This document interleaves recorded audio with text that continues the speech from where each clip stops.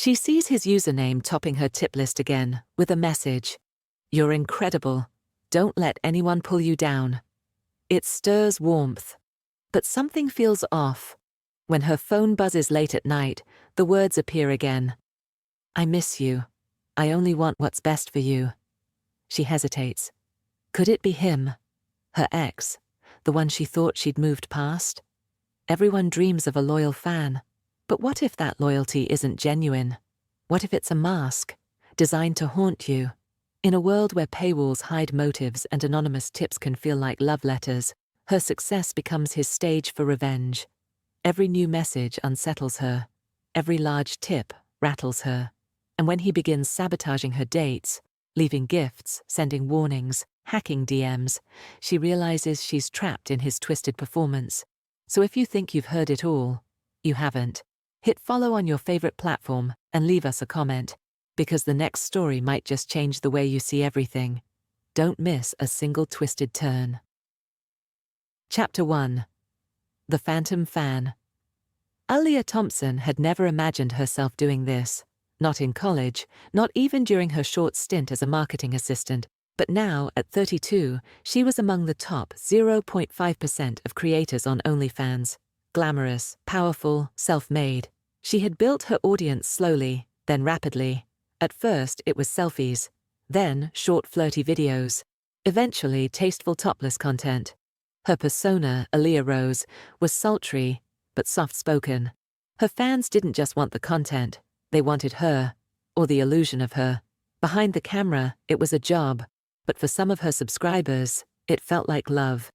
And then came Stillwaters, 92. At first, he was just another name on a list of subscribers, but over time his presence grew louder, bigger tips, deeper messages, more personal.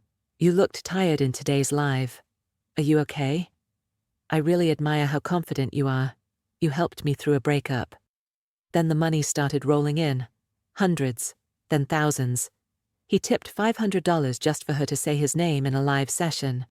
She hesitated the first time. "Stillwaters 92.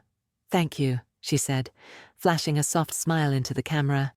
Her voice faltered slightly, but she recovered. "You're always so generous." That night, the buzz of success was replaced with unease. Aaliyah couldn't. "When they find out who you really are." A second later, her phone buzzed with a Twitter alert. "Aaliyah Rose exposed. What your favorite creator doesn't want you to know." She clicked it. Her face stared back at her.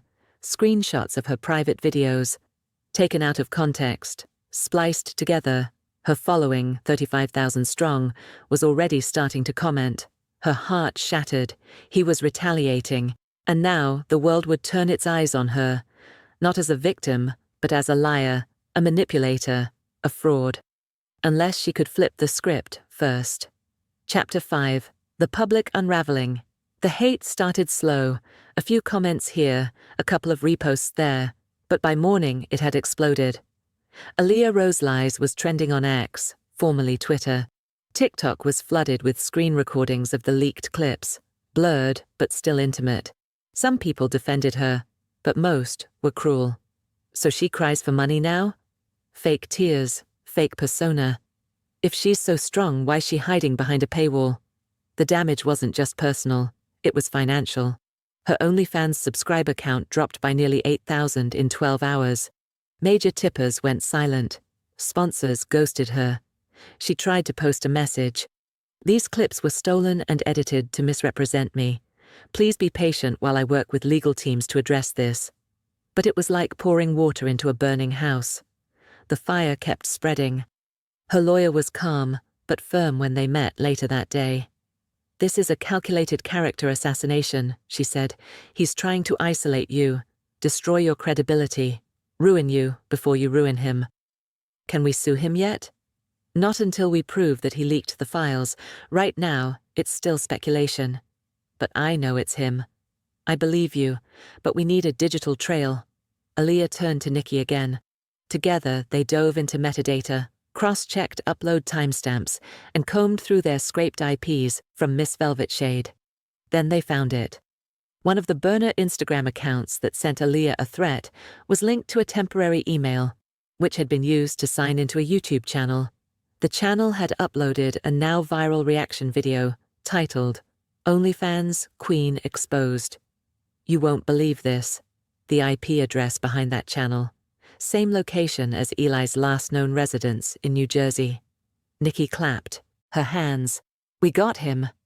Her lawyer acted fast, subpoena requests were filed, court orders were drafted, and finally, Aaliyah filed for an emergency cyberstalking restraining order against Eli Turner, his full name, his real identity, no more hiding behind Stillwater's, 92. The court date was set, but Eli wasn't quiet. He fired back by emailing her a cease and desist, claimed he was the real victim, that Aaliyah had manipulated him, exploited him for tips, and was now launching a smear campaign. The email was full of legal jargon and rage. This is defamation, harassment, and slander. If you don't retract your accusations, I'll sue you for emotional distress. Aaliyah stared at it, breath caught. He wasn't just stalking her, he wanted to rewrite the entire story. 3 days before the hearing, she went live one final time. No makeup, no lingerie, no lighting tricks. Just her face, her voice, her truth. "Hi everyone," she began, her voice soft, shaking. "This isn't easy, but I need to say something, clearly, publicly, and without editing." She told the whole story. The mysterious fan, the manipulation, the stalking, the hidden camera, the fake accounts, the leaked files, the online assault. She even named him. "His name is Eli Turner. We dated, we broke up, and when I moved on, he followed me, digitally and emotionally, under fake names, with real consequences." Her voice cracked. "This isn't about fame. This isn't about money. This is about someone weaponizing love, intimacy, vulnerability. If you've ever been stalked, or silenced, or made to feel crazy, know that I believe you, and I won't back down." Then she ended the stream. No tears, just silence. The fallout was immediate. The post went viral, not as an expose, but as a rallying cry. Survivors, influencers, and creators reposted it. Hashtags flipped in her favor. "I stand with Aaliyah. Digital abuse is real." Even celebrities weighed in. "She spoke truth to power," one actress tweeted. "Bravery isn't about being strong, it's about being honest." And then came the real breakthrough. A cybersecurity expert, an anonymous Twitter user named 8Patch Protocol, messaged her team. He claimed to have traced Eli's burner emails, the cloud account where the stolen files were uploaded, and even a login attempt from Eli's work laptop. All traceable, all time-stamped, all damning. Aaliyah's lawyer responded immediately. "We're pressing forward. Criminal charges next." Eli's house was raided 3 days later. They found hard drives, burner phones, and a folder on his desktop labeled Control Projects. Inside were screenshots of Aaliyah's content, notes on her live stream patterns, tracking spreadsheets, and folder names like Soft Pressure, Reputation Bomb, Backup Leaks. It wasn't just obsession, it was strategy. The case shifted overnight, from digital harassment to premeditated cyberstalking and emotional coercion. Eli was arrested. His mugshot was online before she even heard the knock at her door. But even as justice approached, Aaliyah felt something deeper, not triumph, not revenge, just relief. That the silence was finally broken. And now, the whole world knew his name. Chapter 6. Courtroom exposure. The courthouse was packed. News cameras lined the steps. Microphones pointed at the doors, like loaded weapons. Inside, the room was colder than Aaliyah expected. Marble floors, wood paneling, metal seats that felt too small for the size of what was happening. Eli Turner sat at the defendant's table, jaw clenched, dressed in a tailored navy suit. He looked calm, composed, exactly how he always looked when he was lying. Aaliyah sat across from him, flanked by her attorney and a victim advocate. Her fingers were curled tightly around a pen, even though she wasn't writing anything. Her heart thumped loud in her ears, not from fear, but from the weight of everything about to be said, out loud, in front of strangers, reporters, the law. This wasn't just about her, this was about all of it. The months of digital stalking, emotional manipulation, sabotage, and public humiliation. The prosecutors started strong. They laid out the timeline. The burner accounts, the hidden camera, the OnlyFans tipping pattern, the stolen content, the threats, the confession messages. Then came the damning voice recording. You think you're so clever, hiding behind new usernames, but I'd know your silence anywhere. Aaliyah flinched hearing it again in that room, over the speakers. It was chilling. Raw. Proof. Eli's lawyer objected. Hearsay, Your Honor. But the judge overruled it. The prosecution presented the metadata linking Eli's IP address to the fake email accounts, the burner Instagram tied to a cloud drive with the leaked content, his personal laptop's login history, the control projects folder. It was overwhelming and devastating. Eli remained still, barely reacting. When it was Aaliyah's turn to take the stand, the courtroom hushed. She walked slowly to the witness chair, nerves bouncing between her ribs. She swore in, then looked straight ahead. Not at Eli, not at the cameras, but somewhere just above them, beyond. I didn't know what was happening at first, she said, voice steady. Just that something felt wrong. I had a fan tipping huge money, messaging me things that felt familiar.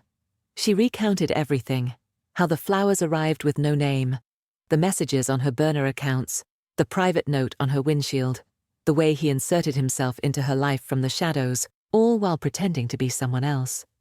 I started second-guessing my memory, my judgment, my sanity. The courtroom listened in silence. Then I found the camera, hidden in my bedroom. That's when I knew. This wasn't support, it was surveillance. Her voice cracked on that word. The judge nodded. The stenographer typed quietly. I created content as a career. He used that to justify violating my privacy. He believed tipping me gave him access to my mind, my body, my life. Cross-examination came next. Eli's attorney tried to spin the narrative. Miss Thompson, would you say you cultivated intimacy with your audience on purpose? Yes, she replied. That's part of the platform. But what I create is consensual. What he did was not. And you accepted money from Mr. Turner under his pseudonym. I accepted money from a username, not from my ex-boyfriend, secretly trying to manipulate and isolate me. But you encouraged him, messaged him back, even flirted. Because I was baiting him. On advice from legal counsel. Every message I sent was backed up and monitored. I wasn't flirting. I was gathering evidence. The courtroom watched her, closely. She didn't flinch. She didn't cry. Because if there was one thing Eli never understood, it was that strength doesn't always look like shouting. Sometimes it's quiet, steady, patient, exactly the opposite of what he expected. When Eli finally took the stand, he smirked through most of it. I loved her, he said. She ghosted me, cut me off, lied, used me. He painted himself as a heartbroken man, framed as the real victim. She led me on. Even after the breakup, she made me think there was still a chance. Those messages she sent, she wanted me to find her again. Aaliyah closed her eyes. He was still rewriting reality, still performing, still pretending this wasn't about control, but about love. But the jury didn't buy it, neither did the judge. In his closing remarks, the prosecutor laid it bare. Mr. Turner used money, manipulation, and digital tools to create the illusion of care while systematically dismantling this woman's privacy, freedom, and career. This wasn't love, it was obsession wrapped in code. A week later, the verdict came in. Guilty on all counts. Cyberstalking, digital harassment, invasion of privacy, possession of non-consensual intimate media. Eli Turner was sentenced to 8 years in prison, followed by a mandatory lifetime cyber-behavioral registry, a new law recently enacted for repeat online offenders. It wouldn't fix everything. It wouldn't erase what he did. But it sent a message. Outside the courthouse, reporters swarmed Aaliyah. She gave only one statement. This isn't just about me. It's about the system that let him hide. The platform that let him tip without a face. and the silence that let him think he was untouchable. He isn't. Not anymore. Chapter 7. After the Stream Ends months passed, the headlines faded. New dramas, new scandals, new stories emerged online. Aaliyah Thompson slowly found her new normal. She didn't return to OnlyFans. The platform, for her, was permanently tainted, a reminder of power twisted and trust broken. Instead, she took time to breathe, to heal. But the scars lingered. Every time her phone buzzed at night, anxiety fluttered through her chest. Every new follower request made her stomach tighten, wondering if it was real, or another mask, another trap. Still, life moved forward. She moved apartments, across town, to a smaller place with better locks and brighter windows. She started therapy, unpacking the layers of trauma Eli had hidden within her life. It wasn't easy, but each session felt like peeling away layers of an unwanted disguise, rediscovering who she was underneath it all. Some days were harder than others, but she kept going. One afternoon, while unpacking boxes, she found an old Polaroid from her earliest creator days. It showed her smiling shyly at the camera, before the tips, the stalker, the viral chaos. She stared at it for a long time. That girl had no idea what was coming. But she also had no idea how strong she would become. Slowly, Aaliyah returned online. Not as Aaliyah Rose, not as Miss Velvet Shade, but as herself. She started a podcast called Unfiltered. No paywall, no performance, just honest conversations about digital privacy, stalking awareness, online boundaries, and emotional resilience. It caught on fast. Fans reached out, this time with supportive stories, solidarity, gratitude. Her voice became a guide for people who had nowhere else to turn. Aaliyah even testified before Congress, advocating for stronger laws to protect digital creators from harassment, privacy invasion, and emotional coercion. Her voice shook, but her message didn't. Behind every screen name, behind every profile picture, there's a human being. We deserve protection. We deserve to feel safe in our own digital homes. It resonated widely. Aaliyah had gone from victim to survivor, and then to advocate. One evening, her phone lit up again. Josh's name appeared on the screen. They had parted ways gently during the chaos, remaining friends, but hadn't spoken much since the trial. Saw your podcast. Really powerful stuff. Proud of you. Her chest warmed. She replied cautiously, "Thanks. Just trying to make something meaningful out of all this." Then his follow-up. "You free sometime for coffee?" "No pressure. Just friends." She smiled. Real. Simple. Warm. It felt safe. "Yeah, I'd like that." Eli, meanwhile, disappeared behind prison walls, stripped of his digital access. But even in confinement, his name served as a warning, a symbol of how quickly digital manipulation could escalate into real-world harm. The case became landmark, a legal precedent cited in future cyberstalking trials. Aaliyah's bravery inspired others to speak up, document abuse, and reclaim their power. She read their emails, hundreds of them. "You made me realize I wasn't crazy. Because of your story, I blocked him. Your voice helped me find mine." Each message restored a piece of her heart that Eli had tried to break. 1 year after the trial, Aaliyah was invited to speak at a national digital privacy summit. The auditorium was filled. Cameras rolled, microphones pointed. But she was no longer afraid. Standing on stage, she took a deep breath. "My name is Aaliyah Thompson. You may know my story, or parts of it. But today I want to tell you something new." She paused. "You can't control who finds you online, but you can control how you respond. You can set boundaries. You can speak out. You can reclaim your life from someone who tried to rewrite your story." Her voice rose gently, passionately. "Your truth is your greatest power. Never let anyone take that away from you." Applause erupted, loud and warm. She blinked back tears, this time grateful ones. That night, she opened a notebook and wrote down the first words of her next chapter. "The person I am today was built from the ashes of who he tried to destroy." She smiled. The scars were still there, but now they told a different story. Her story. And she was finally ready to share it, with the whole world watching. explain why, but something about Stillwater's 92 felt off. His messages were always a little too personal, a little too intimate, like someone who already knew her. The phrasing, the emojis, the references to things she never posted publicly. She ignored it, because she needed the income, because paranoia in this business was part of the game, because she was trying to forget Eli, her ex.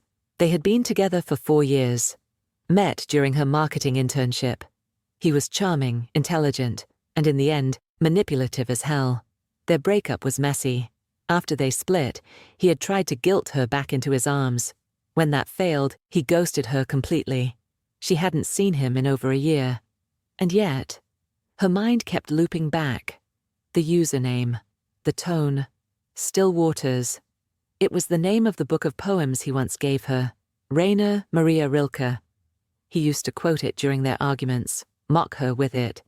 You're like still water, Aaliyah, calm on the surface, but dangerous when disturbed. She brushed off the thought. It was coincidence. It had to be. Until the flowers arrived. A dozen deep red roses. No note, no sender name.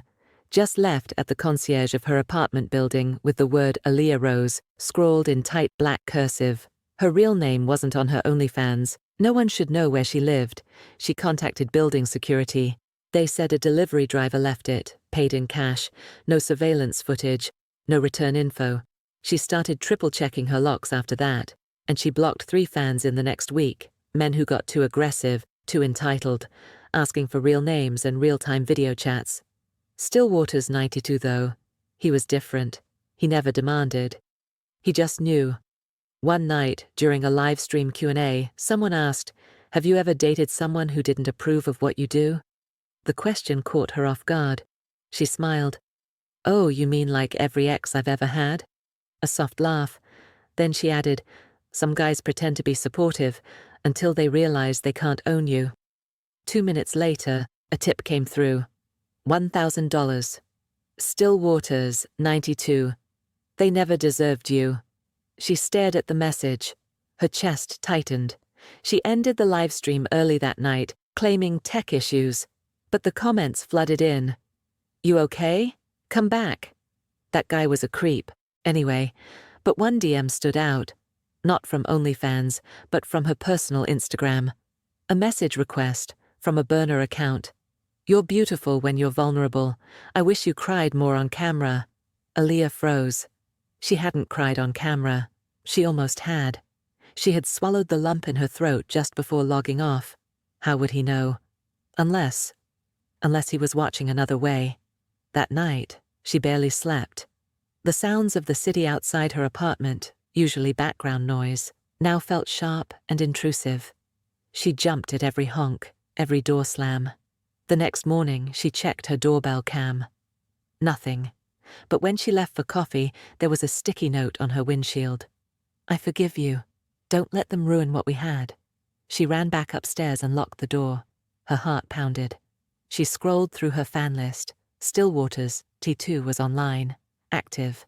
She clicked into his profile. Generic avatar. No links, no socials. He was spending thousands, yet anonymous. Her stomach turned. She went back to her Instagram burner inbox. There was a new message. "Your new boyfriend's not right for you. You can do better. We both know it." She hadn't posted about Josh, her new date, not publicly, not even tagged him. The only place she had spoken his name was during a voice note to a friend. Aaliyah looked up at her ceiling. Was there a mic? A bug? She dropped her phone. This wasn't just a stalker. This was someone who had been inside her life before. Someone who knew where to look, how to listen, and what to say to keep her spiraling. Eli. She felt the name burn behind her eyes. She had to find out if it was him. Chapter 2. The man behind the mask. Aaliyah sat frozen in her kitchen, phone trembling in her hand. The morning light bled through the blinds, casting prison bar shadows across her face. On the table, her untouched coffee had gone cold. The note on her windshield was still clutched in her other hand. "I forgive you. Don't let them ruin what we had." What we had. Her throat tightened. Eli had said that exact phrase during their last fight. She had just told him she wanted out of his jealousy, the emotional control, the jokes that weren't really jokes. And that's when he'd said it. You're throwing away everything we had. For what? To post pictures online, like a child seeking attention. Now the words were back, but this time they were unsigned, anonymous. Except to her, they weren't. She opened her laptop and logged into her OnlyFans dashboard. A flood of new messages poured in. Compliments, requests, the usual. But there, hovering near the top of her VIP list, was him, Still Waters 92, online 3 minutes ago. She clicked. There was nothing identifying, just archived messages, tips, some emojis. He'd been around for 9 months. 9. That was almost exactly how long it had been since she cut off all contact with Eli. She pulled up an old photo of him on her phone. He was smiling, confident. The kind of smile you only learn to doubt after it's too late. The dots were lining up, but she needed confirmation. She dialed her friend Nikki. "Hey," Nikki answered, sleepy. "You good?" "I think Eli's stalking me," Aaliyah said quickly, barely breathing the words. "Through OnlyFans." Nikki sat up instantly. "Wait, what?" "I think he's this guy, Still Waters 92. He knows things. He's tipping huge, sending messages that sound just like him, and now I'm getting creepy notes on my car." "Have you reported it?" "To who?" Aaliyah snapped. "OnlyFans doesn't care as long as the money's green, and he hasn't technically done anything illegal. Yet." Nikki went quiet. Then she said, "Okay, let's find out if it's him." They met that afternoon in a downtown cafe, laptops out, AirPods in, heads together like detectives on a case. Nikki pulled up a software called Reverse Tipper, a discrete third-party app some creators use to cross-reference usernames, payment activity, and digital breadcrumbs. "Got this from a Discord group," Nikki said. "It doesn't give you real names, but if he's ever used the same IP, email, or card on other sites, we might get a match." Aaliyah hesitated. "Let's do it." They input Still Waters 92's account ID, processing, a spinning wheel. Then, 3 potential matches. Number 1, an inactive Reddit account. Username, Poetic Disaster. Aaliyah's eyes narrowed. That was the name of a Tumblr blog Eli used to run, full of moody poetry and passive-aggressive quotes about toxic women. Dovka 2, a backup Instagram linked to a burner email. No followers, no posts. But the bio said, "Deep waters run quiet." She choked. He used to say that about himself, a justification for his silences, his lies. Dovka 3, a linked Venmo account. Partial name visible. E.T. Her skin prickled. Eli T. His last name. It wasn't proof, not legally. But to her, it was enough. Aaliyah went home and sat in the dark. She didn't post, didn't respond to any messages. Her fan count dropped slightly. She didn't care. Her mind was a reel of memories. The time Eli used her login to check her DMs, the way he once guessed her email password, by instinct. The time he tracked her location through a shared calendar. The way he looked after their last fight, cold, unreadable. He wasn't obsessed with her body, he was obsessed with control. And now he had the perfect weapon. Anonymity with access. That night, she tested something. She posted a vague caption to her subscribers. "Taking a break to figure things out, feeling overwhelmed, hope you understand." Most fans replied with hearts and support. Still Waters Me Too sent one $500. Message, "I'm always here, you don't need anyone else." Aaliyah stared at the screen. Her chest ached. She clicked over to Josh's text, her new guy. Kind, real, thoughtful. "Wanna grab sushi? Need some normal in my day." She hesitated, then replied, "Yeah, I could use that." 15 minutes later, Josh texted again. "Actually, gonna rain check. Something came up. My boss just warned me about inappropriate associations online. Weird. Did you mention me somewhere?"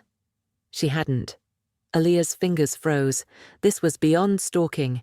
Eli was sabotaging her life. He was watching her connections and interfering. At 2 a.m., a knock hit her door. Soft, deliberate. Her stomach flipped. She grabbed the pepper spray from her drawer and tiptoed to the peephole. No one there. She opened the door slowly. On the floor was another note, typed this time. You don't need new men. They don't know you. Not like I do. Underneath was a single photo, a still frame from her webcam. She was asleep, wearing a tank top, her bed sheets slightly tangled. It wasn't from her OnlyFans content. It was a live angle, a hidden angle, from inside her apartment. Chapter 3. A wire in the walls. The photo sat on the kitchen counter like a ghost. Aaliyah couldn't stop staring at it. Her own face, caught mid-sleep, peaceful, vulnerable, unaware. The image was clear, not grainy, not from her phone, not from her live stream camera. The angle was different, slightly above the bed, slightly tilted.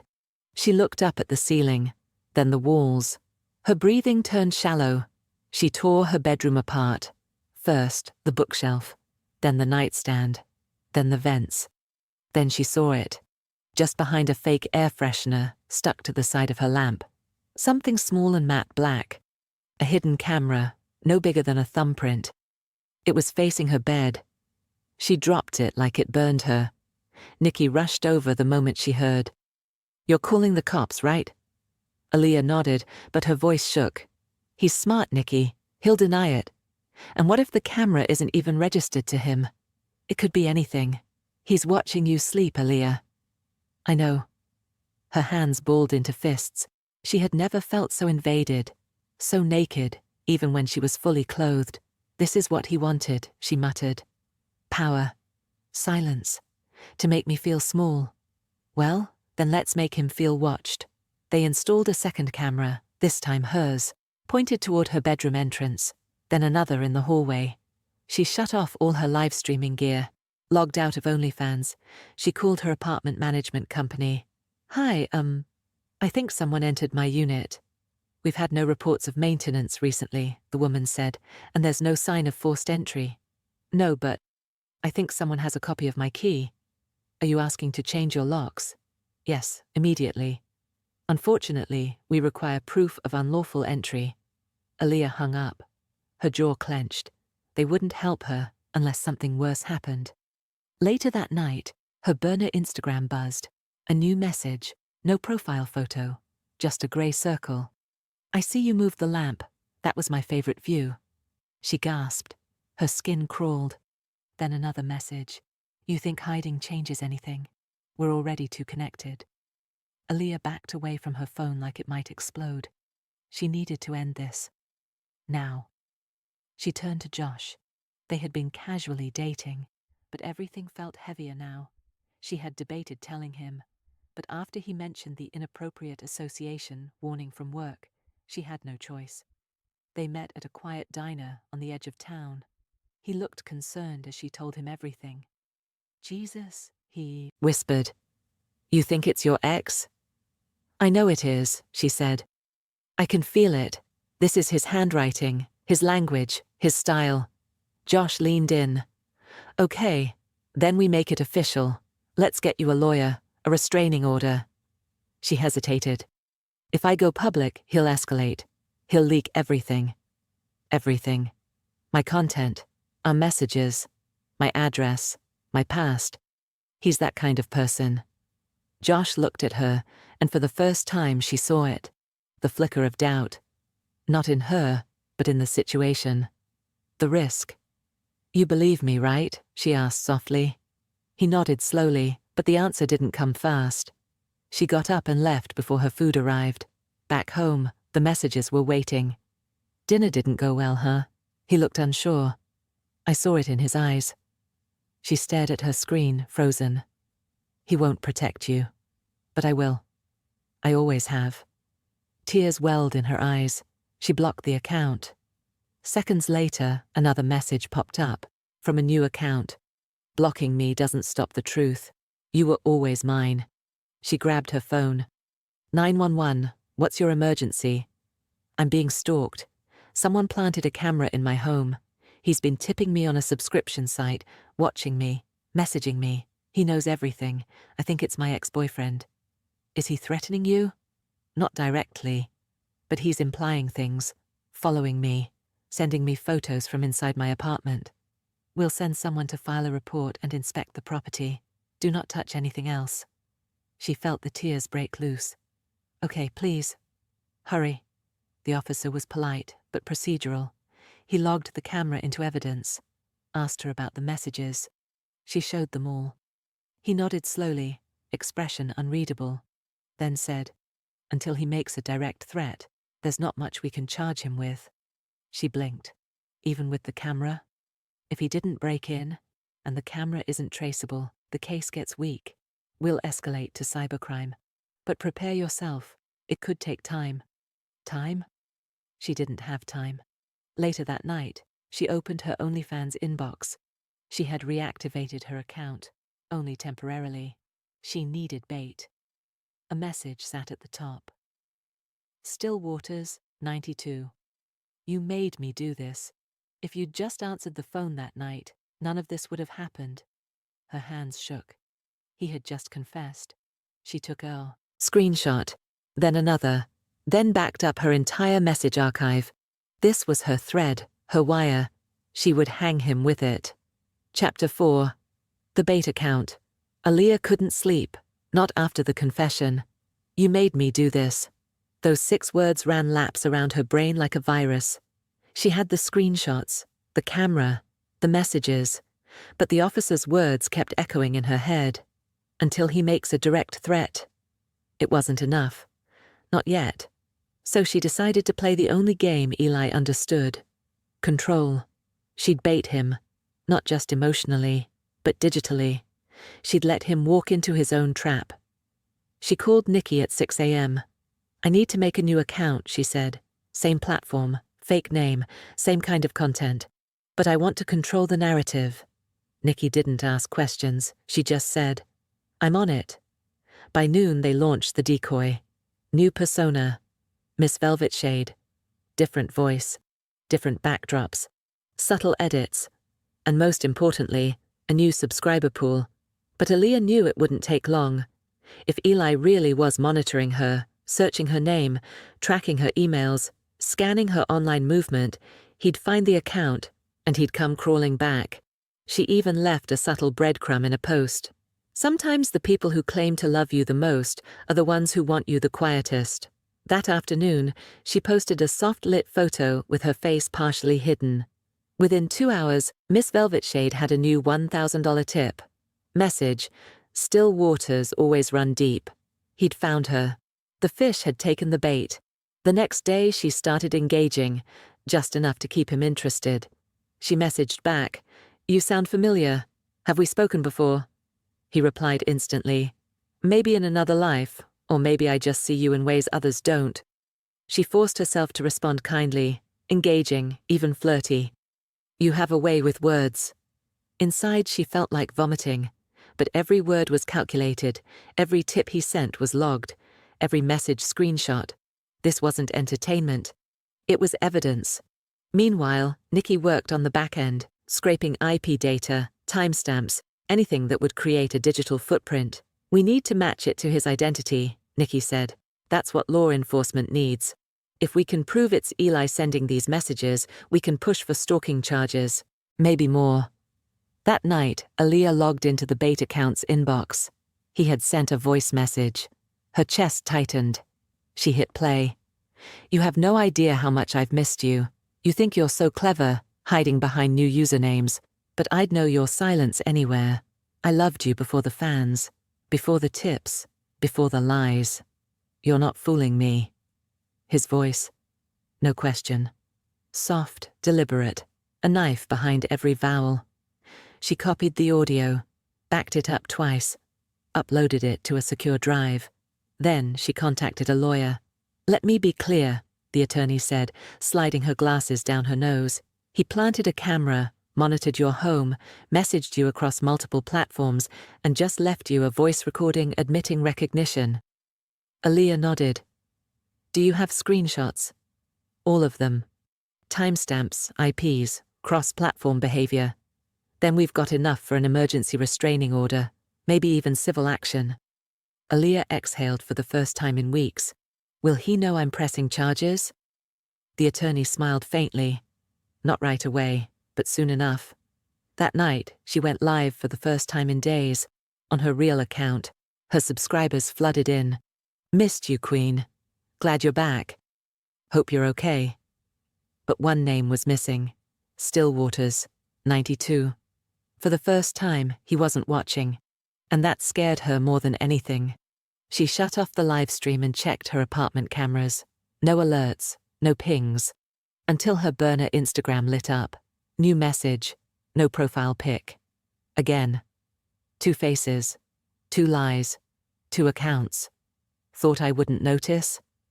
Then another. You baited me. That was cute. But you've forgotten something. I've still got things you don't want the world to see. Her stomach dropped. Could he have hacked her cloud? She scrambled to check her content vault, where she stored drafts, outtakes, personal photos never meant for release. One folder was gone, labeled Private, Do Not Share. She gasped.